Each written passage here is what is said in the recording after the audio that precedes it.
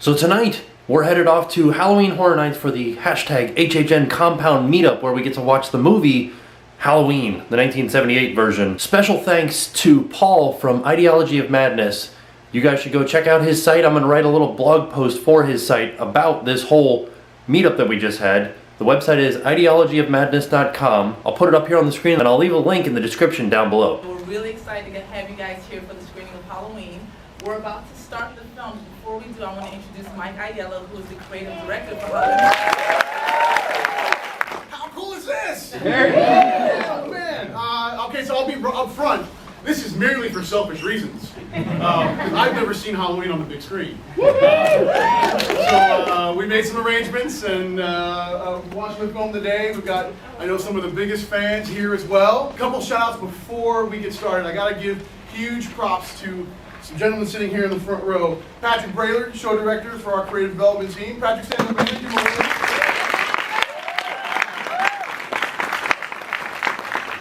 Charles Gray, assistant show director for Houses.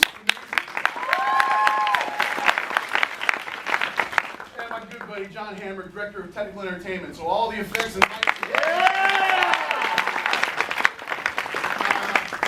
So I got to bring out this gentleman has been amazing through this process with us in creating the Halloween maze, actually getting us this viewing today of the film, and then actually being here in person to watch this movie with us.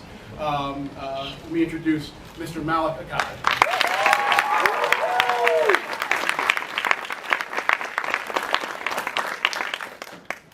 This is such a treat to see this with all you guys. Such props to Mike and his team. The house maze is amazing, and I'm just thrilled to be here with all you guys to watch it. So, trick or treat. Props to you guys. Before we get started, when the movie's over, don't leave. We're going to do a Q&A after the film, so you guys can ask any questions you want about the maze, about the Halloween franchise, which this gentleman knows very, very well. And then after that, we're going to take everybody into some buses as well, right? Yes. We're going to take you to the Halloween maze.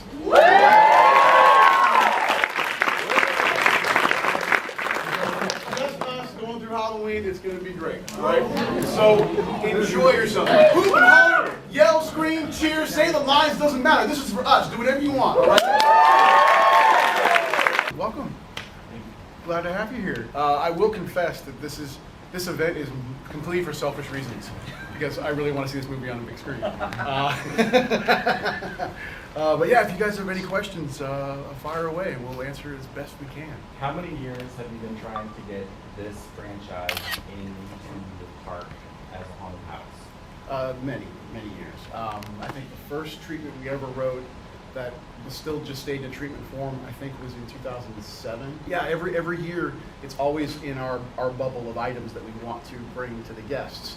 And then up until this year, every year until this year, it has been about, the cards just didn't hit the table right, But this year we dealt the hand and it was in. And being a huge fan of the franchise, but also of John Carpenter's original film, yeah, it's been something we've wanted to do forever. And again, I think what I said before, it's also selfish reasons, just to get it in the event, so like I can walk through the living room and get attacked by Michael Myers. So yeah, there's definitely fanboy excitement behind the decision to do Halloween and Halloween Horror Nights 24. Mike, how's the fact that it's been done in Hollywood informed what you guys do in terms of a creative process? They did it very well in Hollywood. So knowing that it works as a haunted maze, I mean that's number one, because I think that's the first step whenever we're trying to choose a property to expand on in our event, is does it work as a maze, as a haunted attraction? John Murdy, good friend, he did an amazing job. They put that maze up, and it mainly informed that it works. Creatively, the film is the film, so there are moments that mirror both parks in the way we did it. But architecturally, it's a completely different maze, mainly because it has to be, because where they build it in Hollywood is different than where we build it here. And then it's a different audience as well, I think, that visits Orlando Park versus the Hollywood. So having done this for 24 years, we do kind of apply our own creative aesthetics, knowing the pace at which the maze needs to operate, the number of scares that we feel are necessary as a guest is going through. And there are some differences between the two parks and the creative. The one room I think that stands out the most is where you're kind of literally surrounded by Myers, in the one space. I don't believe Hollywood did that room. And then our facade is very different than what's in Hollywood. The projection we did, the digital mapping we did on the front of the facade to show Judith's kill, and then the facade breaks open and Myers' face appears between the two windows. So yeah, just little things that we can kind of bring to play, knowing that it works so well someplace else. Mm-hmm. Yeah.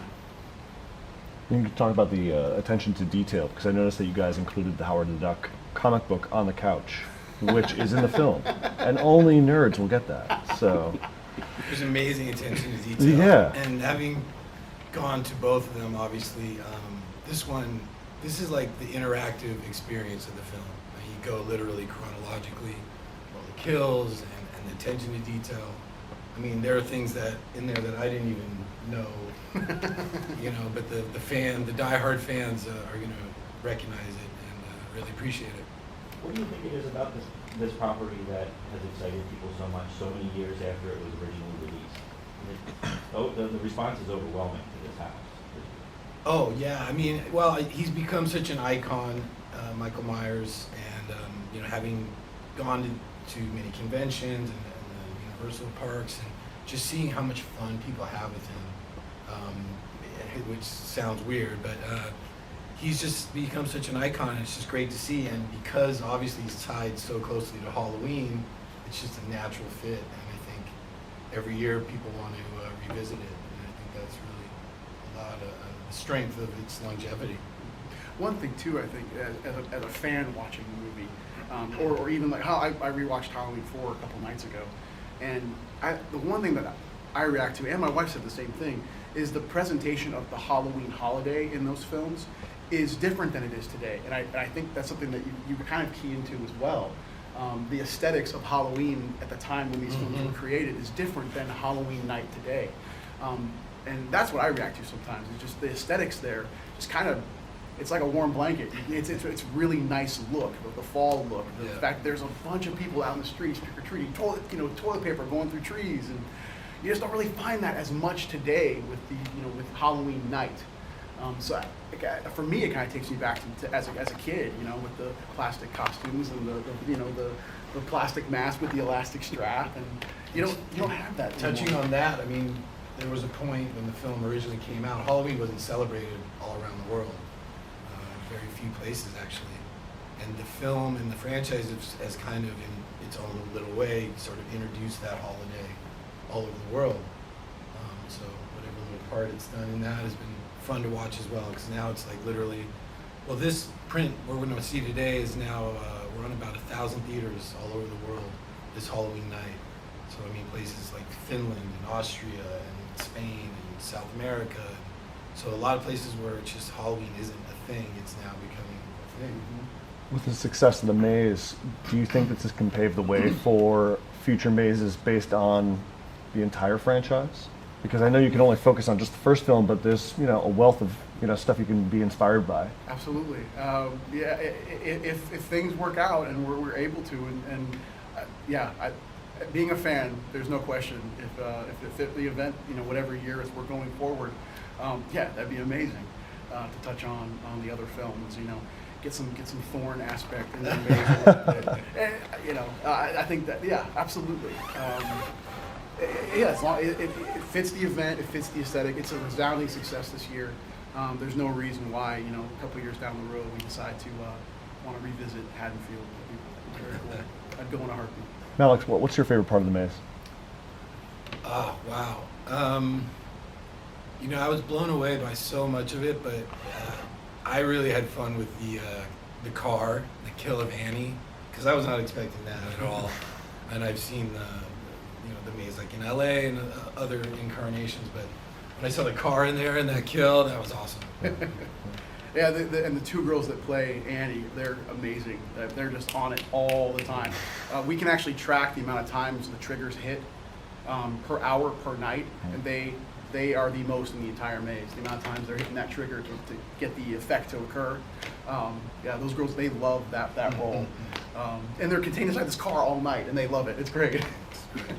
How long is that house? Because it feels really, really long to that location. It is on par with the amount of scenes we have, and the linear feet. I mean, a house length is typically an average of like 370 to 400 linear feet from the time you walk in the front door to the time you leave, and it falls in that range. What makes it different than, like, let's say, a Walking Dead or maybe a From Dusk Till Dawn in the layout is everything's really, the one thing we made sure, because we knew Myers had to affect you in a very close proximity. That's how it was going to work. We want to make sure that you're winding through this. Like, if you look at a ground plan of the tent, I mean, it is the most compacted path I think we've done in a tent in a long time. And that was key into the construction and how we knew we wanted the guests to be affected by Myers.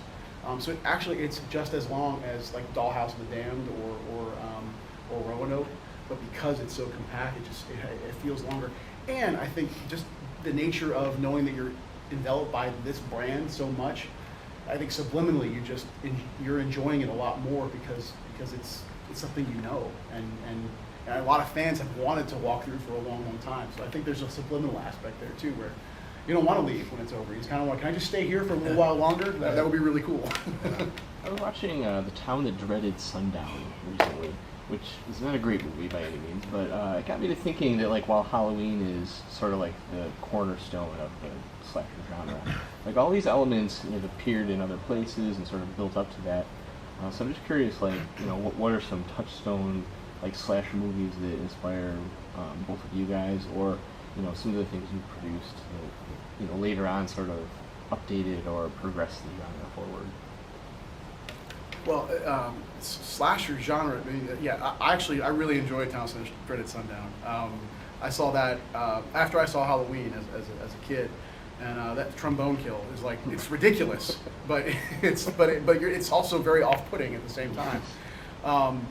But yeah, that character that has a lot of aspects. I think the thing that makes Halloween what it is how smart that film was shot, the aesthetics that it provides, the fact that I think there's only 2 scenes that has even a couple drops of blood in it. Judith's kill, and I think the mechanic when Michael steals the car in the sheets on the side of the road. Those are only two areas where there's blood shown in the movie.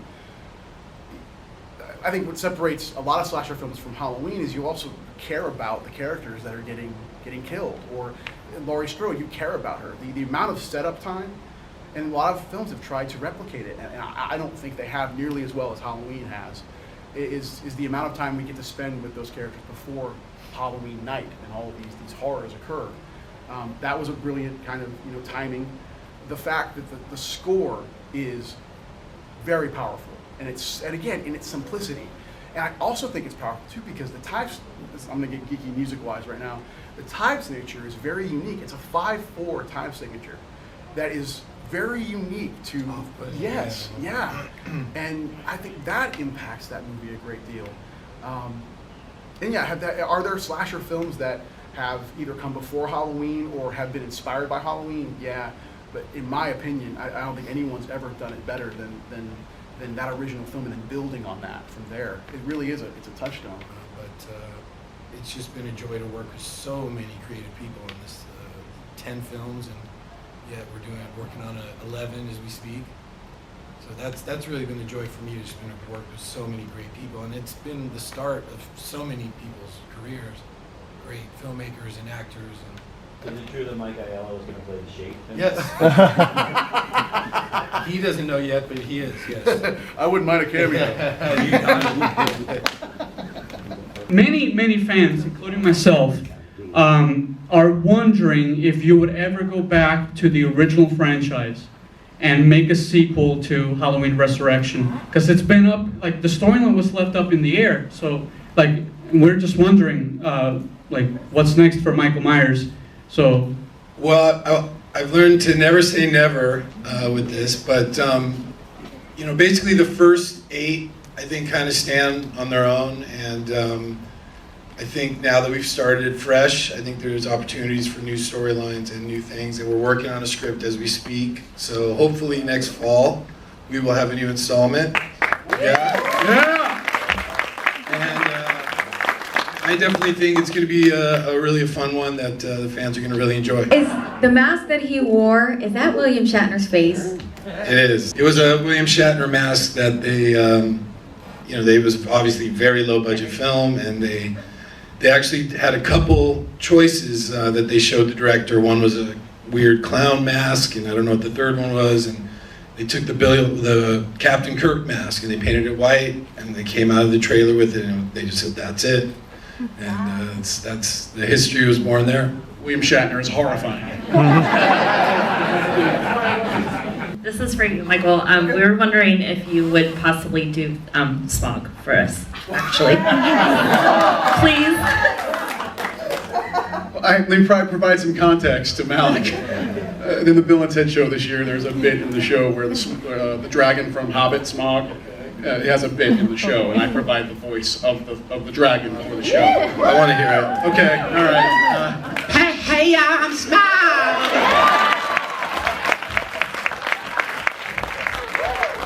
I sound just like Benedict Cumberbatch. I know. We have our next.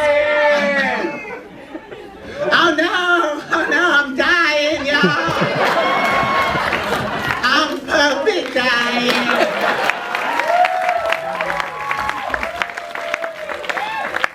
It's very different when you're in front of people doing that, not in an audio booth.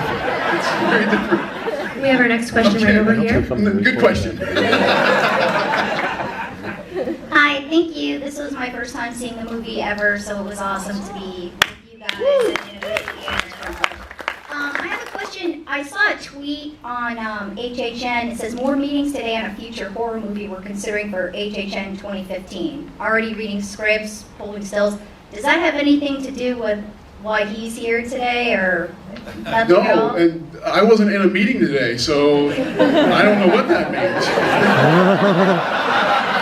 It's Saturday. She knows more than you. Yeah. That's probably Hollywood Park. I bet that's at Horror Nights. Oh. Yeah, that's probably John Murdy. Oh, crap. Yeah, that's okay.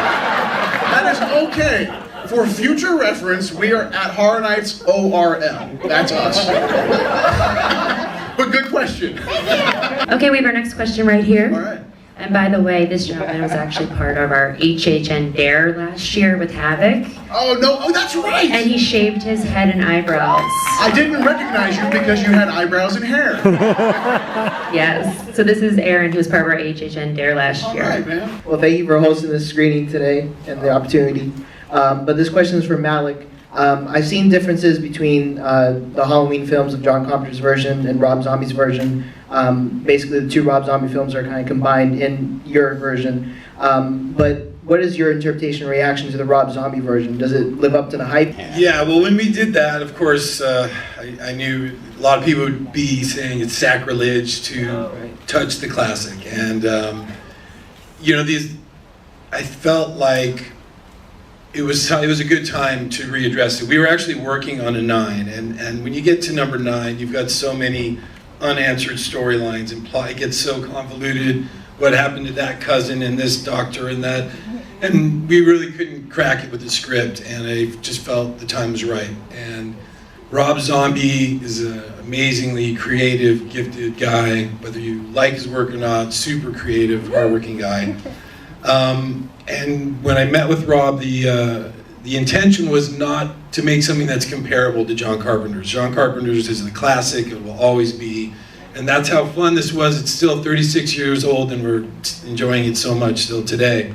So when we did the remake, the idea was really to make something that stood alone. That was very much Rob and our vision, and to do something different. And I am really still very proud of the remake. I like it very much. I think it holds up very well. The fortunate thing about this series is there's the high points and some not so high points, but it keeps rolling. Hopefully we keep making things that the fans are going to enjoy. Thank you. And that Rob Zombie's film is a product of the time as well.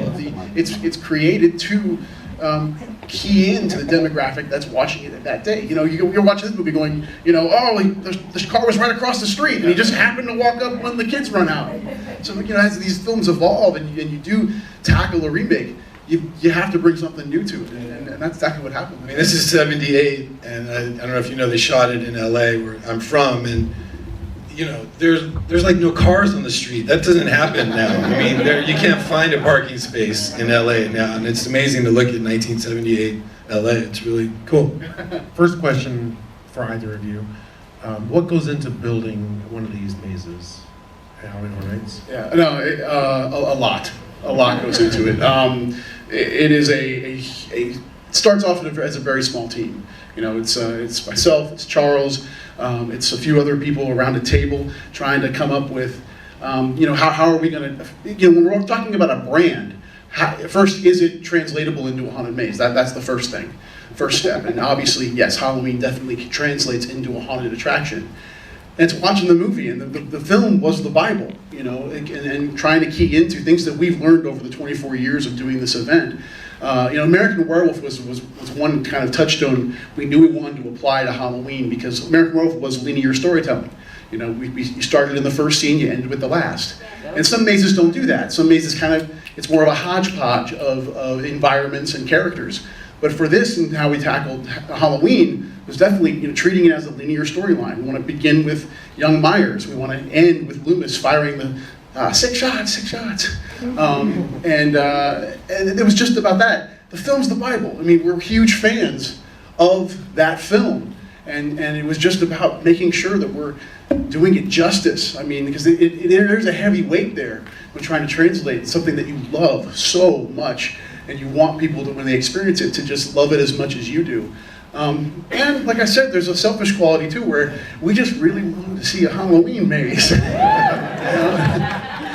And just second question, Malek, how much did you have to do in the building of the particular maze? Nothing. You know, they kept us informed, but it's all these guys, and I've been through the maze. I think it's amazing, and it's all due credit to Mike and his team. You got great job. And do you think that Michael Myers is a boxers or brief kind of guy? Boxers or brief? 78 Michael, briefs. 2007 Michael, boxers. I just want to say for Malek, would you ever bring Jamie Lee Curtis back? Oh God, I would love to. I love working with Jamie Lee Curtis. She's just a doll. I love her in every way, and working with her is such a pleasure. We did Resurrection with her, and actually we were on set, and it was the day we were doing her killing scene, and I went up to her and I said, Jamie, you know, let's not make this permanent. You can just kind of fall away, and we don't know, and you can come back. And she said, Malek, this is the 4th I'm doing and the last I'm doing. Aww. However, you know, you can never say never, so I would love to, yes, but you never know. Awesome. And Mike, I just had a question for you. Would you ever consider doing a maze where we would choose, like there would be 2 choices to go, and depending on what you choose, you were either live or die, something like that? Like killing people? No. Sure, yeah. Charles, what do you think? Yeah. No, you mean like allowing the guests to experience multiple paths and things like that? Correct. Sure. Yes, absolutely, we consider that. Yeah. I think that'd be so cool. It would be really cool. Was there anything in the house that you wanted to add, but it just wouldn't work out? I think the PJ Souls killing was a little more expanded when we started, and then as the layout of the maze was progressing, we knew we needed bigger spaces on either side of that, and that's why it became that little alcove instead. No, I think it was more just logistics. It's, you know, knowing that Hollywood did the maze as well, they did it several years ago, and kind of learning from that, seeing some things that they did. Obviously, some key points that Charles and I wanted to kind of figure out how we could key into. The one thing that we did differently than Hollywood is the garage with the car. You know, that's actually the first time I think we've ever had a vehicle inside our tent, and we had to make sure it was in a very specific spot so it wouldn't fall through the floor of the tent. But that car is completely a skeleton. There's no engine. There's nothing inside that car. It's the lightest it could possibly be. It was just a matter of logistics, because I mean the maze pretty much hits all of the major beats that the film does. Well, having seen the one in LA, and I don't know if any of you guys did, And those are all my buddies out there, but I have to say this one rocked it. Thank you. You guys killed it. This is awesome. I'm so glad we could do this. This is the coolest like meetup thing I think ever. This is awesome. Mr. Charles Gregg has a question for you. No way! Malek, Season of the Witch, Halloween 3. Yes. Was there ever any talks about maybe continuing the idea of non-Michael Myers Halloween stuff, maybe like a TV show type thing or other movies that kind of branched off? Or We're developing some cool things that will be announced very soon. But the anthology thing that happened with 3, I mean, basically the end of 2, he blew up. I mean, he was gone. And so there was never any idea of bringing him back. They did 3, which, you know, as a standalone film is really cool, but didn't do very well under the Halloween moniker. 8 years later, or 7 years later, my dad, bless his soul, he said, "So what? He was blown up. Bring him back." And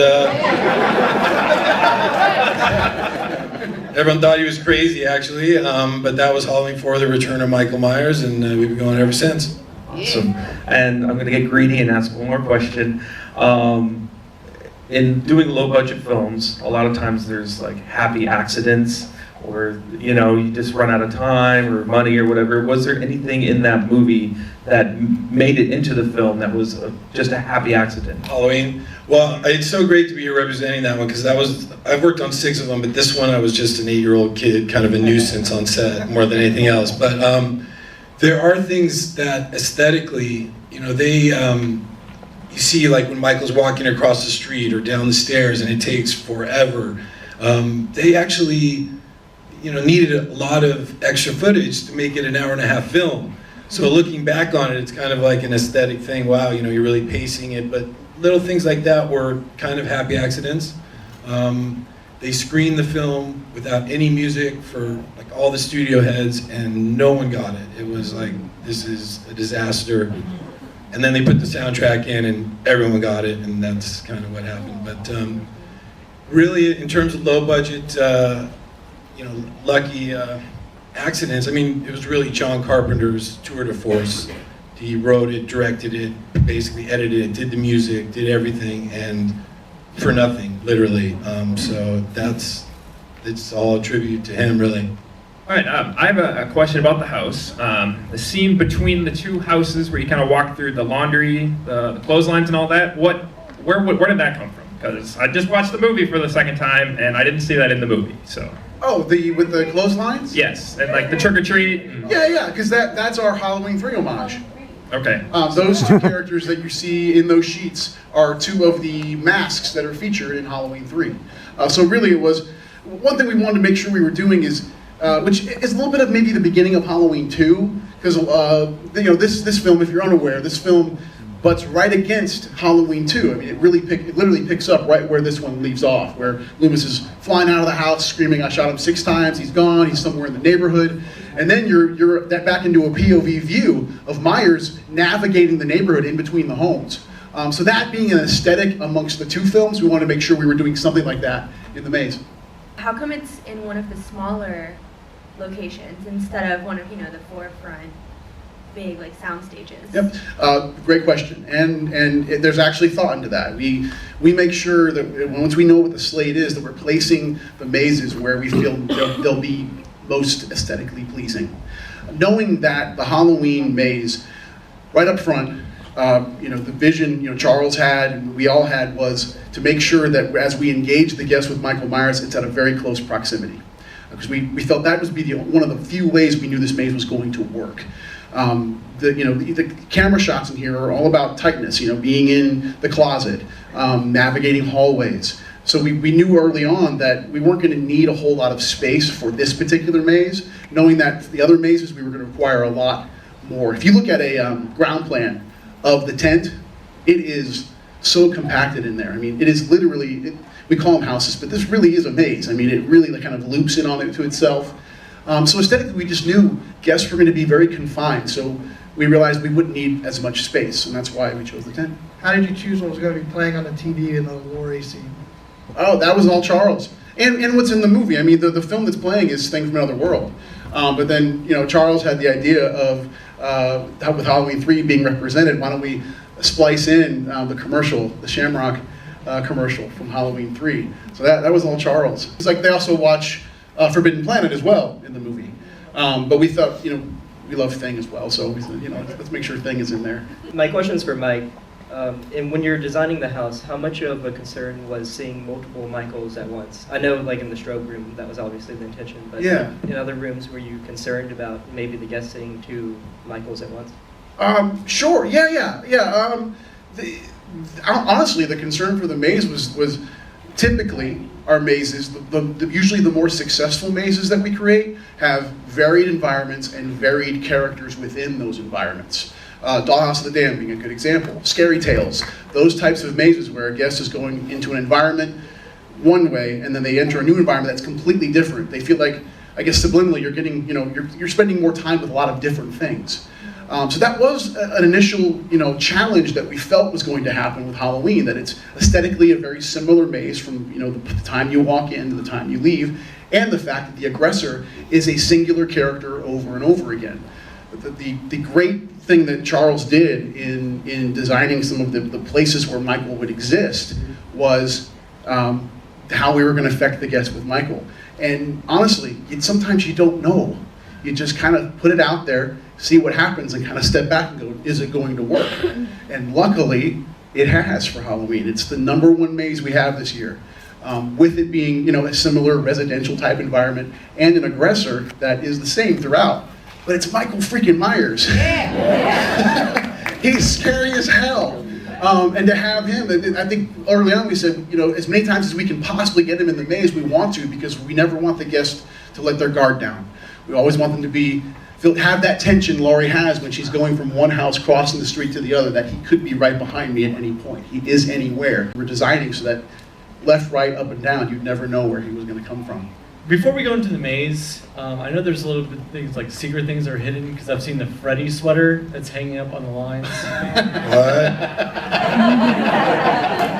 So before we go through the maze, can you give us a little hint of some other things that are hidden throughout there? In the Halloween maze? Yeah. I don't know what you're talking about, the sweater. Really? No. Not at all. Our decor team has fun. I guess the one thing that kind of popped up early while we were building the maze was this cat painting. Here it was. I'm on the Twitter account. That's me posting most of the stuff whenever Compound's not. I'm on there doing my thing, and I got a tweet. I wish I could remember who it was, but it basically said in a very forthright. Who is it? Who was it? It was me. It was you? Yeah. Tim, it was you? Yeah. Oh. TheTimTracker. It was him. Tim posted. This maze is nowhere near authentic unless this cat painting is in the maze. And I saw him like, what is that? And I think I got with Charles. I'm like, do you know where this is? And we watched a movie and tried to figure out where it was. And it's in the kitchen scene. And it was our quest based on this tweet to make sure it was the most authentic maze we could possibly create. So it's not the exact painting, but it is a cat painting in the maze. That will actually conclude our Q&A. I want to say thank you to Malek and Mike. Thank you guys. It was so good. Yeah, so that concludes the movie screening, and what we're going to do is we're going to proceed to take some shuttle buses so that everybody can experience the Halloween Haunted Maze here at Halloween Horror Nights 24. Look, there's Roanoke right there. No line for Roanoke at the moment. Let's do it. But we're gonna go past it. We're gonna go to Halloween. I can smell Roanoke right now, and it's delicious. Paletfuls of Bud Light for tonight. Whoa. There's like actual audio track that plays during this. Now that we've seen the movie, let's go through the house. Check it out, the security guard is giving him signals. Oh, he's not doing it now, but he was doing like this, like, here comes somebody right here. I was very excited that this walkthrough, I got to see the Shamrock Novelties commercial in the living room scene. And they just told us about that in the little meetup thing that we do. I don't know if you guys can see this, but the tips of the fence are red, like blood. Hey there, Saturday night at Halloween Horror Nights. It might be a bad night to come, just saying. Looks pretty backed up. Look at how far along the eye is. I don't even know if I can get that in the shot. It's crazy. It's like really big too. That's only the inner circle. Special thanks to Paul from Ideology of Madness for letting us go to the HHN compound meetup today for the screening of Halloween the movie, the 1978 version. Make sure you guys go and check out his website, ideologyofmadness.com. I'm going to leave a link down below. That was a super fun time, but it's time for me to go to bed, so I will see you guys tomorrow. And now it's time to pay the price.